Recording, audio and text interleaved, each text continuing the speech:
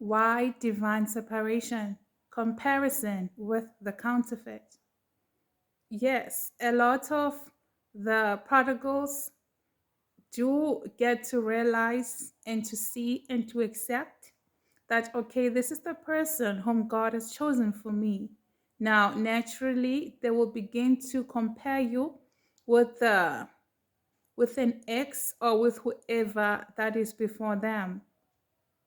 And over time, it can come to a point where now you are just put to a side, and every other person they meet, they get to compare the person with you. Okay, as if to look for someone who will what who'll outsmart you, or who'll just be who'll have just extra points than you, who'll beat you, if I can use that term. So what they do is they scale you and then they look for someone else. But what they don't realize is that they are using you as the standard. That's what they don't see. The only time that this begins to click is when you are no longer there. When the standard is no longer there.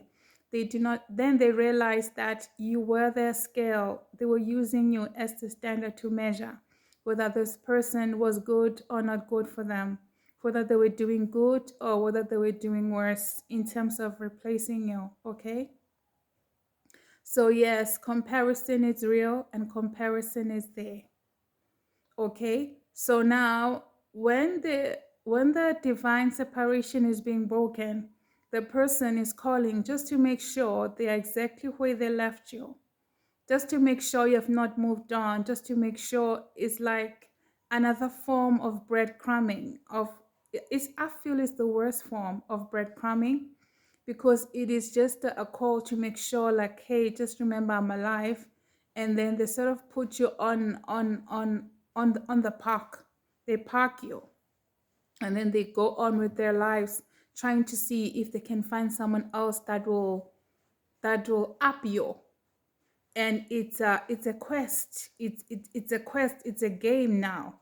It's something interesting. You've given them something interesting to do now, and that's what they do. And they'll be doing this using you as a standard. And every once in a while, they'll have to check you, call you, message you, anything, just to make sure that you remember they exist and that you remain where you are, so that if they can't find anyone to up you, then they'll consider you. The problem with this is that a person now, no one wants to be chosen because the person couldn't up you. You want the person to choose you because they chose you and they realized your value. Like, they have to come to a point where it is beyond God chose this person for me, but they have to come to the place where they choose you for themselves. And it cannot be accomplished at that stage. He's going through that stage. She's going through that phase when you can hear complaints, or some whether the person may be complaining about something, or criticizing something, or just pointing up faults and things which are whenever a problem, and things which you look and you feel, but there's no problem there.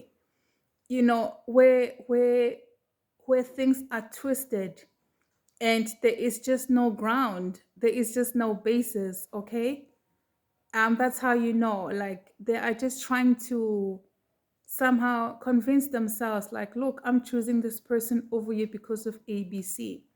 And it is such things that are a reminder that, look, there is a need for divine separation, and one should stick to it. Once you stay available to the person, that's exactly the kind of game that's going to be played again and again and again, up until they're tired. But once divine separation is respected, when there's no phone call, when there's no communication, and if you do have children with a person, where everything is just straight legit business, straight legit children, just professional, leaving them no room of thinking that you're just literally parked, sitting at home knitting, waiting for them to show up. Once that image is removed from their heads, then they'll have to come to the painful fact that they have to realize that, yes, this person is attractive. Yes, this person has got these kind of qualities. And if this person came across the right person, they'll definitely be snatched. Okay, it is those kind of things that sobers up a person, you know. So now, when we respect divine separation, it has a lot of benefits. It has a lot of physical, mental, emotional, and spiritual benefits as well. Okay? There's nothing hard as having to fast, having all these other, having your having your emotions all over the place. Okay, even just you as a child of God, it's just hard to hear the Lord when your mind is not at peace. How then do you even put yourself through fast when you can't even get yourself to be at peace first before you can even embark on that fast? So yes, comparison is real, but comparison, it means this versus this. When this is out of the picture, then it's got nothing versus the counterfeit, and that is a problem. That is a problem. Okay? So that becomes a problem for the prodigal. That becomes a problem for the God ordained spouse. So we win this game by just not being in the picture, period. Okay? Thank you, guys. God bless.